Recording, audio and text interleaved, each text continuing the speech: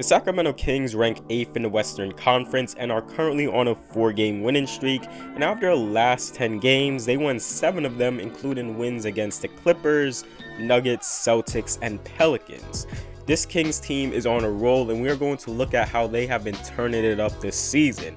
The Kings currently rank 7th in offensive rating, 30th in defensive rating, and 14th in pace. These ratings shape up the Kings as a borderline playoff team, which currently they are. According to Clearing the Glass, the team ranks 5th in the league at scoring at the rim, where their shooting frequency at the rim is 30%, and as a team they shoot it at 67%. This is due to the work of Deaaron Fox, who shoots it at 70% at the rim and basically can get to the rim whenever he pleases. Richaun Holmes, who is a lob threat and inside presence for this team, shoots it at 75%, and Holmes is an underappreciated piece for this team. And also you have guys like Harrison Barnes, 64% at the rim, Tyrese Haliburton, 70% at the rim. The Kings have really strong finishers, and their production getting to the rim and being threats there makes defenses push to protect the rim against the Kings, and this leads to 3-point opportunities. The team ranks 13th in the league in mid-range shooting. They have a 35% frequency and shoots it at 43% as a team. And the Kings from the 3-point range has a 34% frequency and shoots it at 38% and ranks 9th in the league. Also, they rank 2nd in the league in corner 3-pointers at 46%. The Kings have strayed away from taking too many long-range shots, and they want to punish teams in the paint or at the rim. The Kings have been extremely efficient scoring at all 3 levels, as they have a good mix of players who can shoot the 3, being Hield, Barnes, Haliburton, a growing 3-point shooter in Deaaron Fox, and also a Glenn Robinson. Head coach Luke Walton emphasized wanting the team to play at a much more faster pace and replicate something of that of the 2018-2019 run and gun Kings. And when you have a guy like Deaaron Fox, where speed is his game and he can get by anyone, he can create, drive, and kick opportunities just by doing this. Last season, the Kings wanted to control Fox a bit and let him operate in more of a half-court set. This season, he is able to operate efficiently in the half-court and work in the full court as well, putting pressure on the defense. His biggest improvement this season is that he is shooting 36% from 3, shooting 45% on catch-and-shoot 3s, and 32% on pull-up 3s. His shooting is a big deal because it keeps defenses on their heels when playing against him, and if you leave him to shoot, he will make you pay now. And 32% on pull-up shooting isn't anything to gloss at, but it shows capability, being able to pull up for a 3 at will. Defenses still have to pressure these shots. Fox is an all-around pain for the defense. His ability to slash up the defense and get inside forces the defense to throw help defenders at him constantly, and he has done a good job finding his teammates with a variety of passes. He is the driving force of the Kings' offense with this ability. And I really love the production from a Tyrese Haliburton, and while many people were losing their minds and criticizing the Kings for letting go of combo guard Bogdan Bogdanovic, it should have been noted that there's a reason to why the Kings let him go, and that's due to cap flexibility and the Kings being enamored with Haliburton as that new combo guard. And he landed in the perfect situation for him, being on a team where he doesn't have to be the main playmaker and he can feed off of a Deaaron Fox and take the ball and make plays for himself. Tyrese is scary efficient, very scary. As mentioned before, he shoots it at 70% at the rim, 48% from mid-range, and 43% from 3. He is aggressive and knows how to attack angles, and this helps his driving game as well as his passing. He has been getting screens and attacking the defense. He has a sneaky stop-and-go game that he utilizes a lot to freeze the defense and accelerate to the rim. He has also got easy looks at the rim so far into the season, just from working off of transition, screens, and from steals. He's in control all around and has been doing a good job setting up the big men for this team with those drop-off passes and finding shooters and making those extra passes. He possesses the ability to be a great jump passer, and that's a unique trait that he has, making those tough passes. Here on this play, he goes into a screen and roll with Glenn Robinson, and after the screen, he gives off the perception he is pulling up for a shot, and just with that perception, it puts Deaaron Fox and Mikal Bridges into a relaxed state, and Haliburton passes it off, but he throws it to a spot where Robinson is cut into. So when Robinson catches it, he is basically in the restricted area, and he has an easy layup. Then here shows more of that jump passing ability, attacking the defense, getting almost to the paint, and notices Bjelica spotting up, and he spots him in the corner. Haliburton has also done a good job in helping his team push the ball quick, and he is a 6'5" slithery combo guard, so he is dangerous when he gets ahead of steam going to the rim.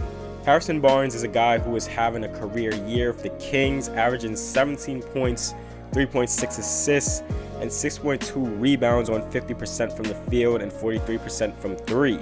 Barnes has continued to evolve his game from being that 3-and-D guy on the Warriors to an isolation scoring threat with the Mavericks, to now evolving his game to being a capable passer, working in pick and roll situations, making advanced reads, then being able to shoot the 3 and also still be that isolation scorer or a guy who you can throw it to in the post and let him work. Barnes has adapted to what the Kings want, transition play and pick and rolls. Now he has drifted away from isolation and post-ups, as this takes away from the team's offensive schemes, and it represents very little of the team's offense. Barnes opting to be in situations to create for others, and Barnes is showcasing his passing ability this year. Here on this play, Barnes does a good job getting into the paint, taking contact. He notices Hield in the corner, and his man Gary Harris is sinking into the paint, taking away a pass to Richaun Holmes. But Barnes has to make this pass over Jokic and Porter, and he is able to throw this very accurate pass to Hield in the corner for 3. And actually from this angle, it seems like Porter was very close to batting the ball away, but this is a good job from Barnes getting it to Hield in the corner. And here he does a good job pushing the ball up quickly but still taking it easy and not forcing anything. And he spots a trailing Buddy Hield for a spot up 3. At times, he will draw double teams from his post-ups, and he has been more than willing to pass it off to a teammate. Marvin Bagley has become a guy who's a question mark with the Kings. He is showing the ability to be a stretch 4 and be an offensive threat, but his minutes are starting to dip down from 25 minutes a game to 20 minutes a game. And even though he is a starter, the Kings would sometimes opt to not play him in crunch time fourth quarter. They run with this closing lineup of Fox, Tyrese, Hield, Barnes, and Holmes. The knock on Bagley is that his defense has been a killer for the Kings, and it seems that Luke Walton doesn't really trust Bagley all too much to play center. The Kings offense as a whole promotes a lot of spacing. Everyone on this team, aside from that of Whiteside, Holmes, Metu, and Justin James, are threats to shoot the 3.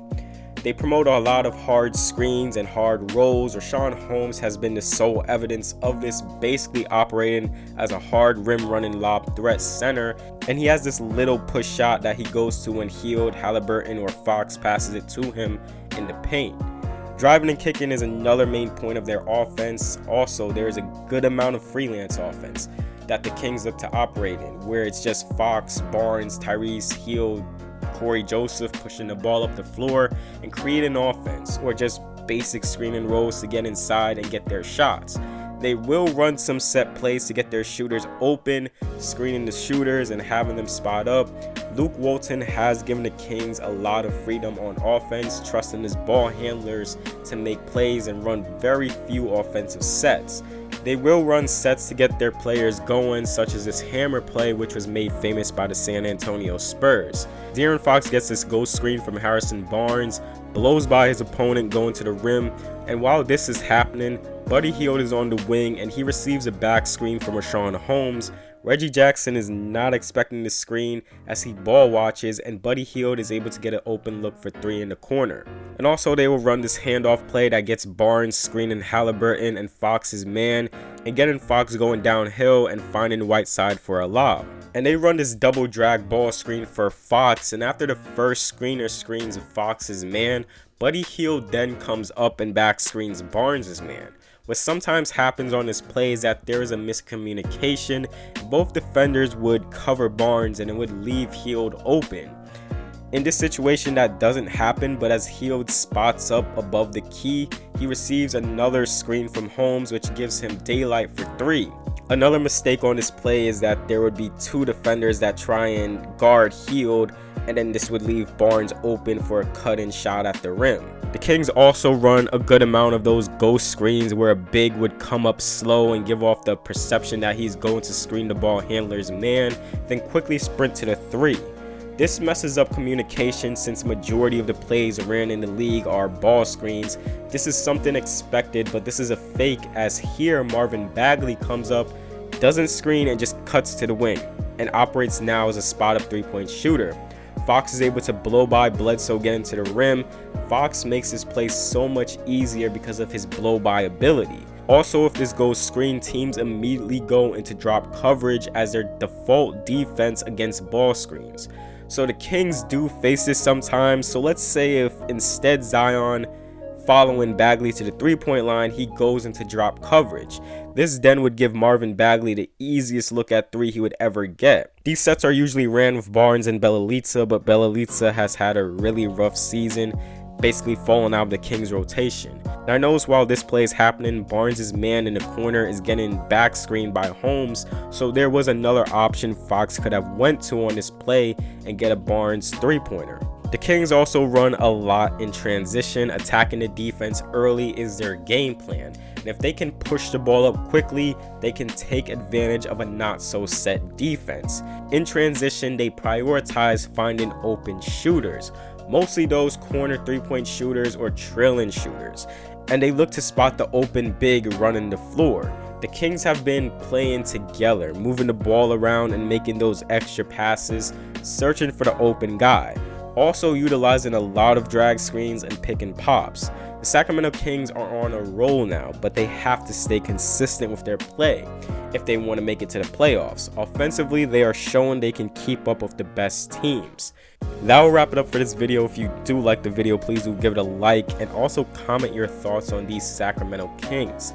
If you haven't done so already, subscribe for more content like this. And as always, thank you guys for watching this video.